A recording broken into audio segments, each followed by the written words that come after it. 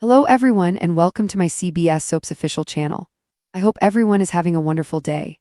Before we begin, please hit the subscribe button and give this video a thumbs up.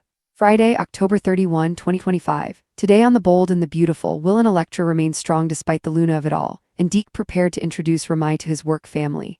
As the episode began, Will and Electra were working hard. In other words, making out.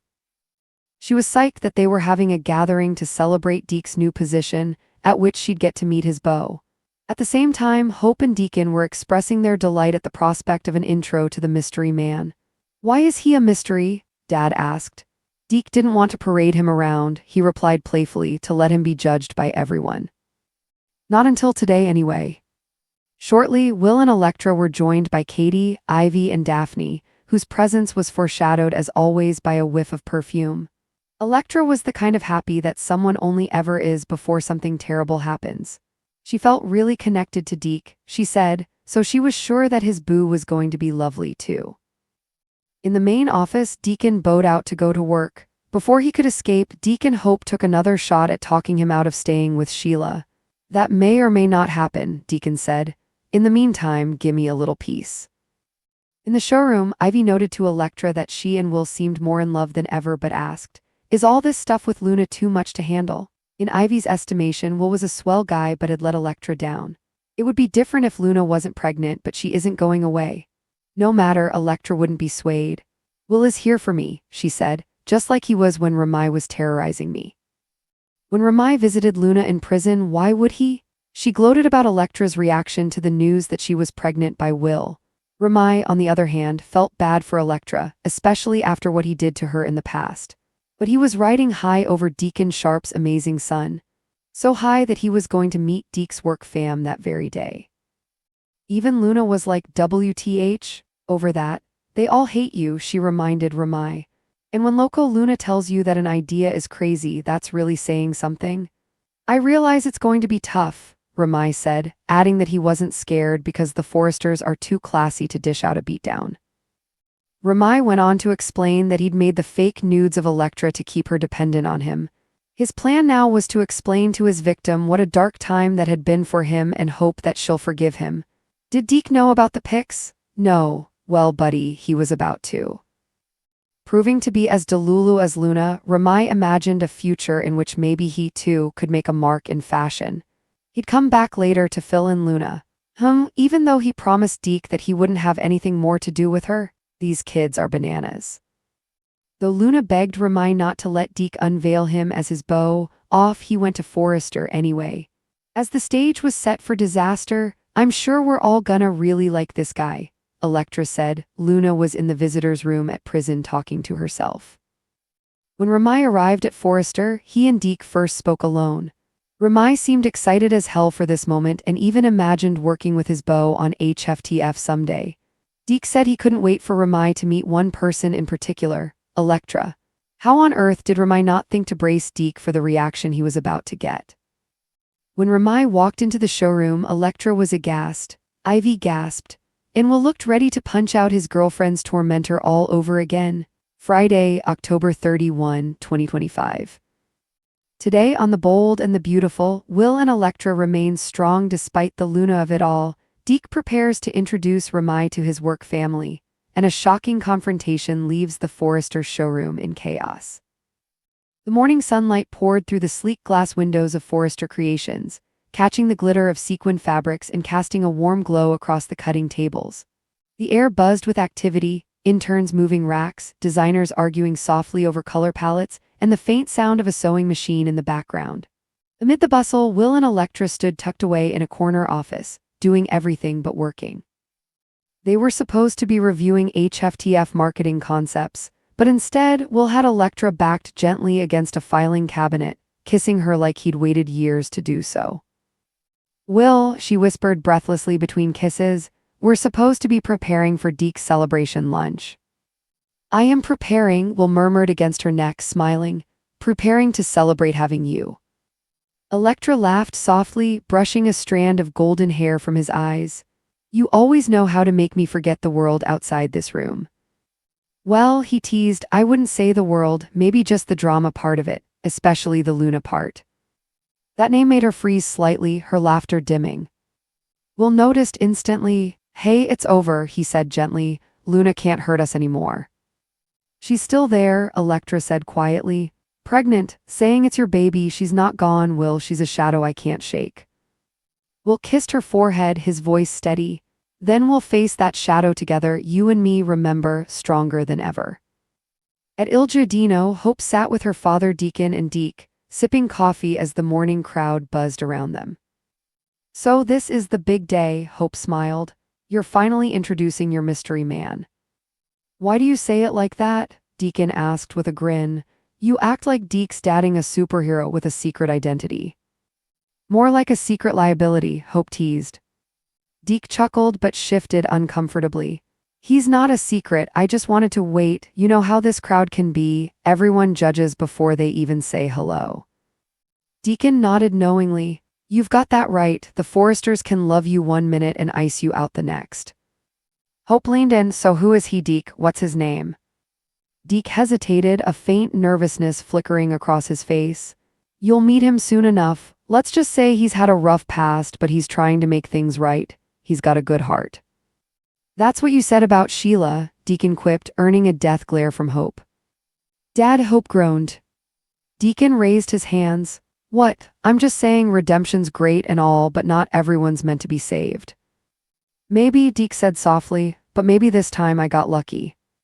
Later that morning, Katie, Ivy, and Daphne arrived at Forrester, bringing with them a burst of perfume and laughter. Ivy, as always, looked impeccable, a vision of class and quiet shade. Electra, Katie called cheerfully, you look radiant, and Will, always the devoted one. Electra smiled, cheeks still flushed from earlier. It's a big day, Deke's introducing his new partner, I'm excited for him. Oh, you're that happy? Ivy asked with that familiar hint of skepticism that made people instantly defensive. That's usually when things take a turn. Electra's laugh wavered. Why would you say that? Because it's Forrester Creations, Ivy smirked. No one stays happy here for long. Katie rolled her eyes. Don't listen to her, you deserve this happiness, Electra. But Ivy wasn't done. Still, all this Luna business, I mean, it must be a lot to handle, she's pregnant, Will. Electra straightened her posture. And that's her business, not ours, Will and I have moved past that. Of course, Ivy said sweetly. It's just that pregnant women tend to have a way of sticking around. Will's jaw tightened. Ivy, maybe stick to designing and leave the gossip to the tabloids. The tension was thick enough to cut with fabric shears. Meanwhile, behind the cold gray walls of the Los Angeles County Correctional Facility, Ramai sat across from Luna in the visitor's room. The fluorescent lights buzzed overhead, casting a pale hue over their faces. Luna smirked, twirling a strand of her hair. You're really going to this thing, meeting Deke's work family? Ramai nodded, fidgeting with his hands. He wants me there, he says he's proud of me, I want to make him proud. She laughed bitterly. They all hate you, Ramai, especially Electra. You think she's just gonna clap and say, welcome to the family? She'll scratch your eyes out. I'm not afraid, he said, voice trembling slightly. I just want to make amends, maybe explain what happened back then. Luna raised an eyebrow. Explain what? That you made fake nudes of her and ruined her life? You think saying sorry fixes that? Ramai winced. I was in a dark place. I wanted her dependent on me. I know how twisted that sounds. It doesn't just sound twisted, it is twisted, Luna hissed. I've changed, Ramai insisted. Deke doesn't even know about all that, but he will, I can't keep lying. Luna sighed, shaking her head. You're delusional, Ramai. The Forresters aren't going to give you a second chance. They're going to destroy you. Maybe, he said, standing, but at least I'll go down trying to be someone better. As he walked away, Luna whispered, almost to herself, when even I think your plan is crazy, you know it's bad. Back at Forrester, Deke arrived, a nervous energy buzzing around him. Hope gave him a warm hug. Everything's set up in the showroom, she said. Everyone's excited to meet your mystery man. Deke smiled, though his hands trembled slightly. He's a good guy, he just made some bad choices. Deacon looked at him suspiciously. You're starting to sound like you're about to introduce me. Deke laughed, now you're not my type. The laughter died down quickly when Electra entered the room, glowing with happiness. Deke, we're so excited for you. He grinned, "Thanks, Electra, that means a lot." She beamed, "If he's anything like you, I'm sure I'll love him." Deke's smile faltered just for a split second, a flicker of unease that no one noticed. Moments later, the glass door swung open, and Ramai stepped inside. He looked different, cleaner, calmer, his usual swagger replaced by something almost humble. But to those who knew his past, that face would always carry the weight of what he'd done. "Ramai," Deke greeted warmly, "you made it." "Wouldn't miss it," Ramai said, his voice cracking just slightly.